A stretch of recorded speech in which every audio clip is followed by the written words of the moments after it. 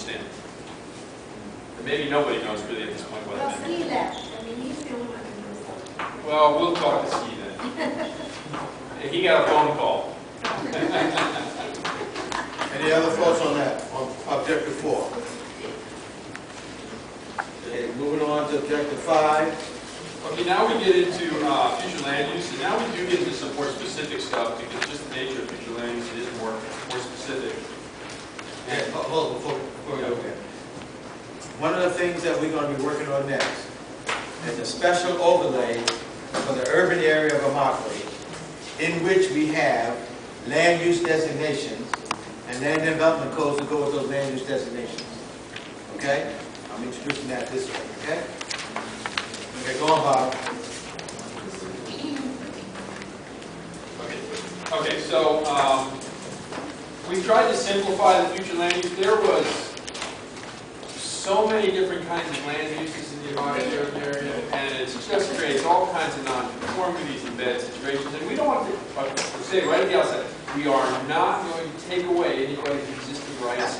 We've said that, and we'll you know, if we have to put that in a written policy, maybe to make some comfort, we'll do that. You know, you got what you got. You're not taking away rights. Actually, I think we're making it more flexible.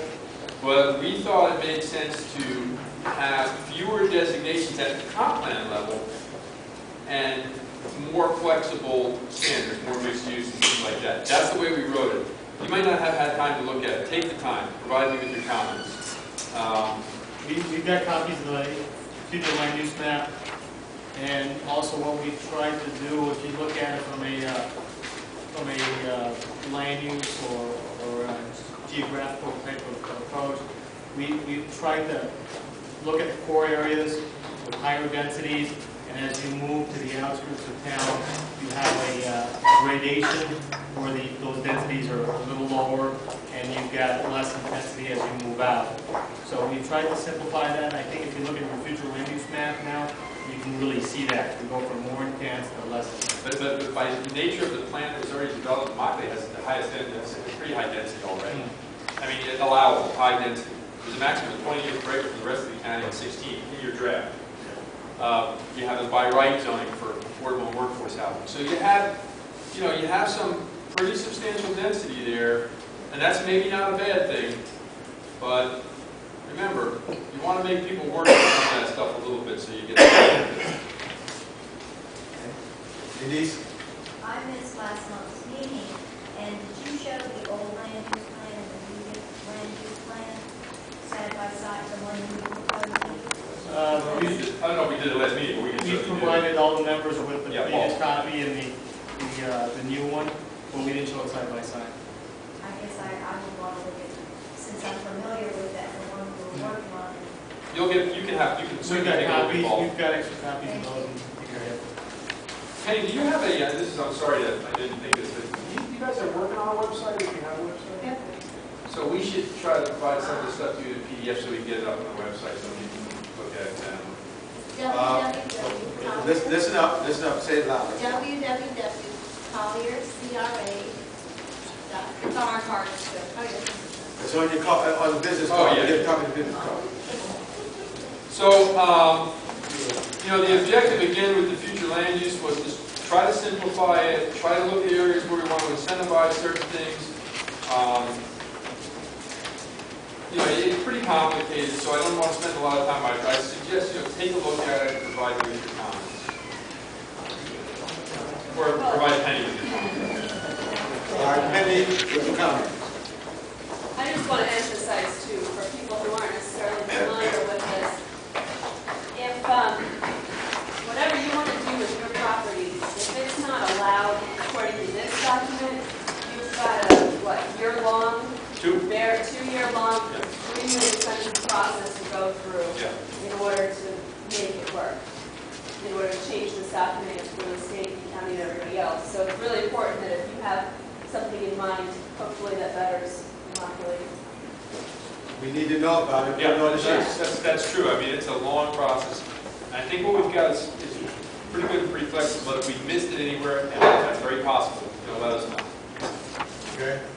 We have objective 6. Yes, sir. I just want to comment. I've got some recommendations that I've already shared with Bob that I think do a couple things. One is it minimizes that strip development on the road, provides enough depth where you can do some access management. Right. And also does a better job of protecting the airport as an economic engine.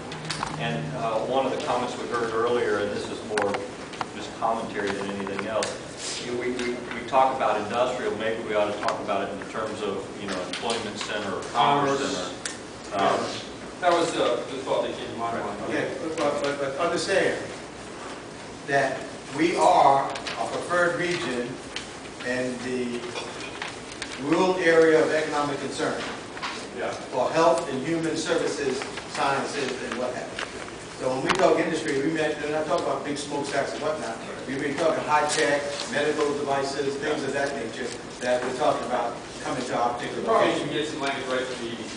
Okay, and let me share some two other things with you so you know that the federal government's going to be looking to us to help us get something done about our roads and some of the other things, is we have become a hub, the hub, or a hub, for the United States Army Reserve and the Army National Guard Quartermaster Corps for their rapid deployment. They already have an office in the Trade Port Annex, and they're in the process of signing an agreement with the airport to have a 13,000 square foot warehouse airside over at the airport where they can deliver goods, services, munitions, etc. to any theater of operation in the Western Hemisphere. We're so centrally located, and we're close enough to Avon Park and some of the things up there to make all that stuff work. That's one thing.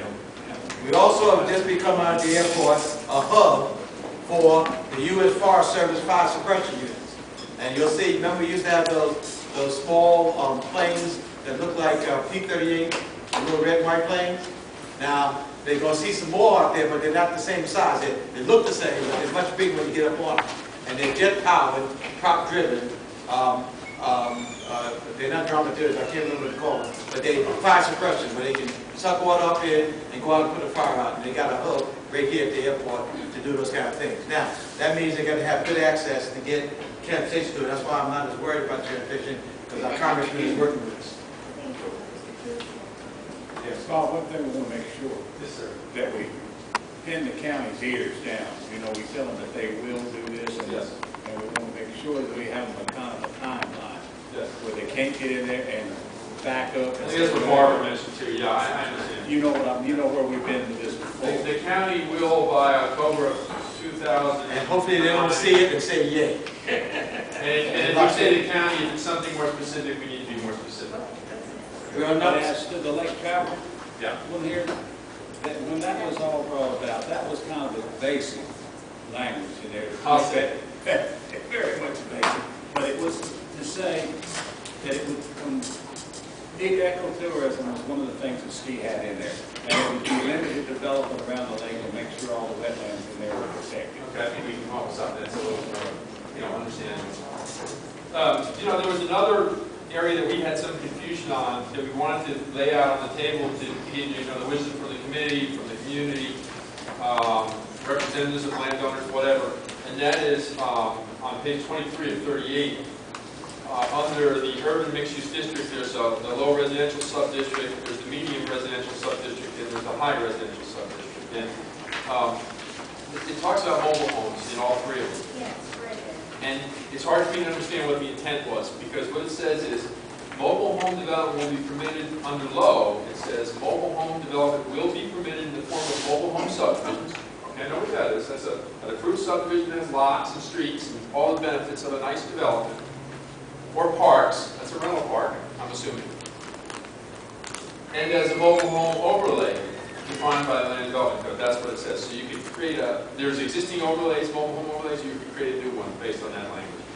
Then in medium, it says individual mobile homes are allowed as a permitted use.